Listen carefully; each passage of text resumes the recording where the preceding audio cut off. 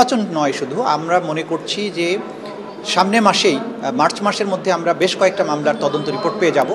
আপনারা জানেন যে তদন্ত রিপোর্ট হাতে আসার পরেই কিন্তু আনুষ্ঠানিক বিচার প্রক্রিয়াটা শুরু হয়ে যাবে। সুতরাং এপ্রিল বা মে মাসের থেকে ফুল সুইং বিচারের সাক্ষ্য গ্রহণ যেটা সেটা শুরু হবে, এবং এটার পরে আমি যদি সময় বেঁধে দিই তাহলে এটা বিচার ব্যবস্থার প্রতি এক ধরনের হস্তক্ষেপের মতো মনে হতে পারে। বাট আমরা আশ্বস্ত করতে চাই জাতিকে যে আগামী ডিসেম্বরের আগেই বেশ কয়েকটা মামলার বিচার শেষ করা সম্ভব বলে আমরা বিশ্বাস করছি এবং আশা প্রকাশ করছি। সুতরাং দেশবাসীকে ধৈর্য ধারণ করার আমরা আহ্বান জানাই, এজন্য যে আমরা দায়িত্ব নিয়েছি 5 মাস। আন্তর্জাতিক আইনের কোনো অপরাধের বিচার 5 মাসের মধ্যে তদন্ত শেষ করে বিচার শেষ করা যায় না। এটা আবেগের থেকে মানুষ অনেক কথা বলতে পারেন, কিন্তু বাস্তবতা হচ্ছে তদন্ত একটা পর্ব, তারপরে বিচারের পর্ব, আসামিকে পূর্ণাঙ্গ অধিকার দেয়া।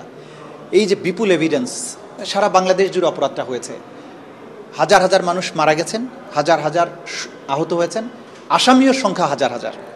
আপনি এই প্রত্যেকটা জিনিস কালেক্ট করে এই এভিডেন্সগুলোকে একটা পদ্ধতিতে সংগ্রহ করা, বিচারের উপযোগী করে কোর্টে উপস্থাপন করা, এই কাজগুলো করা সবসময় সময় সাপেক্ষ ব্যাপার। মানবতা বিরোধী অপরাধের এবং গণহত্যার মতো অপরাধের বিচার বাংলাদেশে শুধু নয়, গোটা দুনিয়ায় সবচাইতে কমপ্লেক্স একটা বিষয়, তদন্তটাও খুব জটিল বিষয়।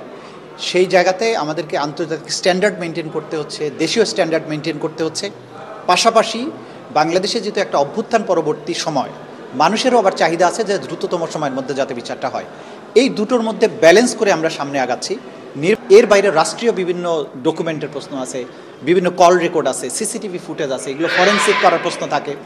এই সব কাজ করার জন্য যতটুকু যুক্তিসঙ্গত সময় দরকার সেই সময়টুকু আমরা নিচ্ছি, কিন্তু এর বাইরে একদিনও বেশি সময় নেওয়া হচ্ছে না। এবং আমরা জনগণকে বলবো যে বিচারের কাজে আপনারা সমর্থন অব্যাহত রাখুন। আমরা বাংলাদেশে এই নিষ্ঠুরতার বিচার কাজ অবশ্যই করতে সক্ষম, এবং এটা আমরা করবো ইনশাআল্লাহ। সাকসেসফুলি সামনে আগাচ্ছে, এবং এ যাবৎকালে যে সমস্ত তথ্য প্রমাণ আমাদের তদন্ত সংস্থার কাছে এসেছে তাতে আমরা খুবই দৃঢ়ভাবে আশাবাদী যে যারা প্রধান পারপিট্রেটর, যারা সুপিরিয়র রেসপন্সিবিলিটিতে বাংলাদেশটাকে একটা বদ্ধভূমিতে পরিণত করেছিলেন, তাদের বিরুদ্ধে সাফিসিয়েন্ট ম্যাটেরিয়ালস অলরেডি কালেক্টেড হয়েছে।